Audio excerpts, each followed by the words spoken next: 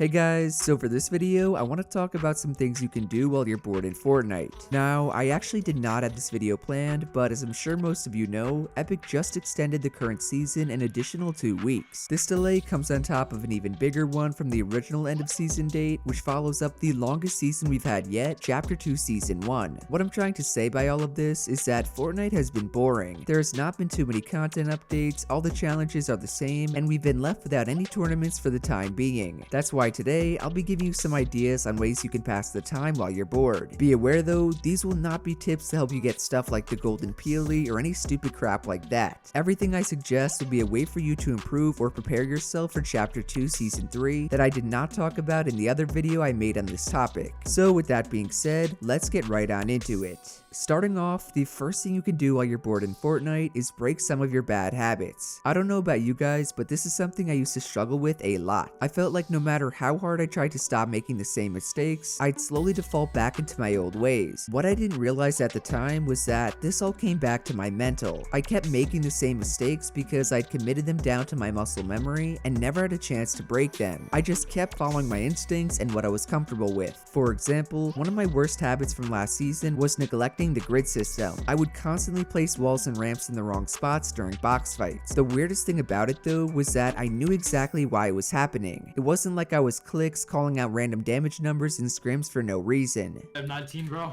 How much is that? Wait, headshot. Bah! I missed. I hit him 100.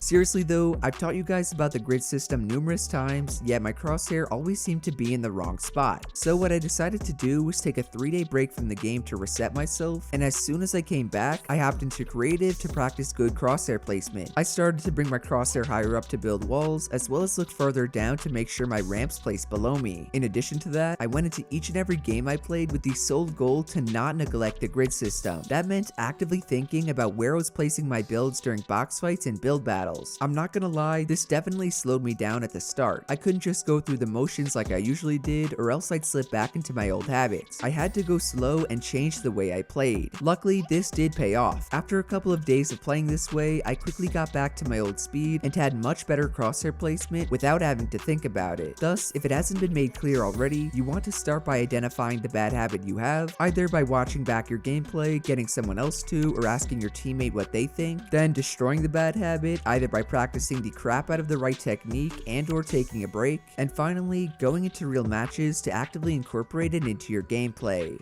The second thing you can do while you're bored is master double movement keybinds. Double movement binds are without a doubt one of the hottest topics in the community. Everyone saw Zate using them in the FNCS Solo Invitational, and now every pro player and their mother has switched to them. Some people have even started to use macros, Zexro, but that's cheating and scummy. What double movement binds do is give you controller-like movement on keyboard and mouse. To set them up, go into your Fortnite settings, over to your keybinds, and bind a second key to your left and right movement options. My advice for choosing which keys to use is that you need them to be off of the respective finger you hit for A or D. Like in my case, I have my left double movement bind on C, which I hit with my thumb, and right double movement bind on my left alt, which I also hit with my thumb. As long as your left one is not on your ring finger and your right one is not on your index finger, then you're all good to go. Oh, and before I forget, once you have your double movement binds in place, just press W, A, and the left bind you set up to sprint while looking left, and press W, D, and the other movement bind you just set up to sprint while looking right.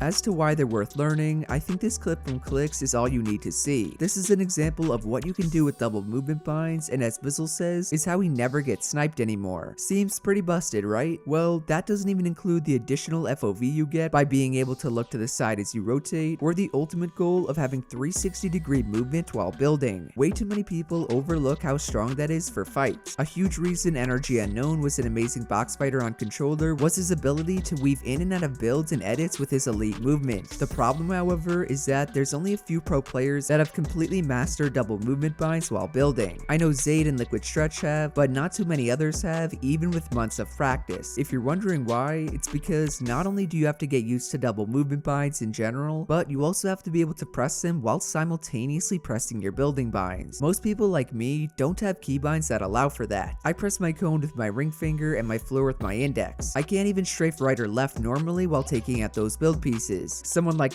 Bucky though, who has all of his builds on his thumb and mouse, can hit both of his double movement keys while building since they're on his ring and index fingers. So I really don't say this a lot, but if you want to get ahead of the meta, start learning double movement binds ASAP.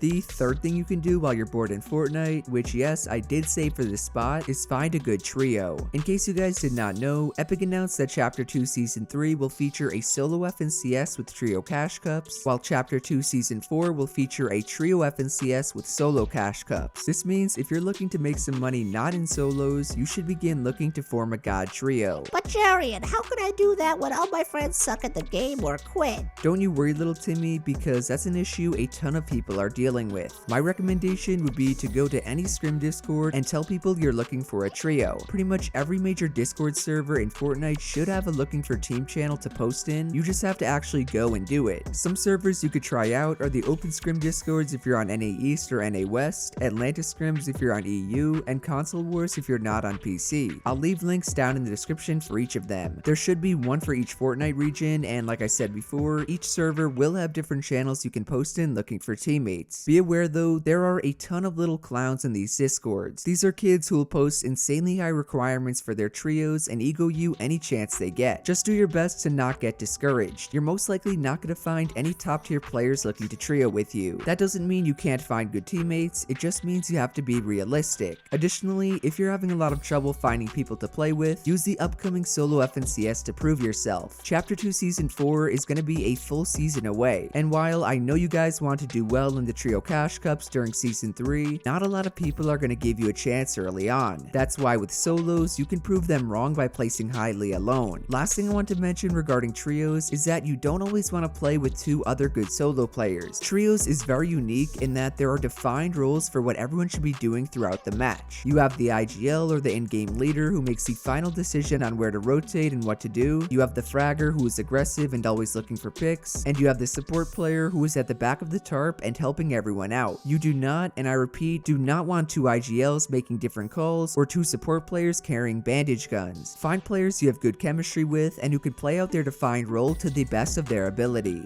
The fourth thing you can do while you're bored in Fortnite is something I brought up in the last video I made like this that I'll call practicing the opposite input. Back about 4 months ago when the original things to do while bored video went up, NRG Epic Whale and NRG Unknown took my advice. Both of them started playing on keyboard and mouse and controller. Fast forward to today and the two of them have gone from hybrid players to full-time playing on each other's input. Unknown went from controller to keyboard and mouse, and Epic Whale went from keyboard and mouse to controller. Now, outside of spending money to buy extra peripherals, there are actually a ton of benefits to practicing the opposite input. One is that if a certain input becomes extremely strong like controller and linear aim assist is on PC, then you can switch over with ease. This is quite literally what Epic Whale did at the start of Chapter 2 Season 2. He saw how broken aim assist was on PC and wanted to take advantage of it. I'd say worked out pretty well as he won the FNCS Duo Grand Finals as well as the solo and duo cash cup on controller. Next benefit of playing on the opposite input is it will help you learn to play against those specific players in game. For example, when you're up against a controller player, the last thing you want to do is aim battle them. You know from your experience while playing on controller that box fighting is much harder than on keyboard and mouse, so you should just sit in a box instead. Final benefit of practicing the opposite input is that it's honestly really fun. We're all at a point in our Fortnite careers where it seems like we know all the basics. We know how to edit fast, build optimally, and aim well. When you jump on the input you're not used to, however, all of that goes out the window. You're forced to start from the ground up and relearn everything you had mastered on the input you're comfortable with. So I get it may seem counterintuitive to not practice on your main input, but Clix does it with controller, Booga does it as well, even Lechy does it with keyboard and mouse. Fifth and final thing you can do while you're bored in Fortnite is watch all of my videos. Just kidding, but also not really kidding. One of the best ways to improve at Fortnite is to learn from others. That could be by watching your favorite pro players on Twitch or your favorite content creators on YouTube. I'm probably the the biggest tips and tricks YouTuber in terms of subscribers, but trust me when I say there's a ton of other helpful resources out there. Some of my personal favorites are Bala TW, who does full-length VOD reviews on pro players, Speedy Gonzalez, who does coaching as well as tips and tricks, Gearsy, who actually inspired me to make this video, Rich Homie Quinn, who's an educational pro player from NA West, as well as all of these awesome people on your screen that I don't have time to bring up. All of these creators are extremely unique in their own ways, and I just feel like they don't get enough credit. So if you're an itsJerian simp and you're always waiting for my next upload, make sure to check out some of these channels in the meantime.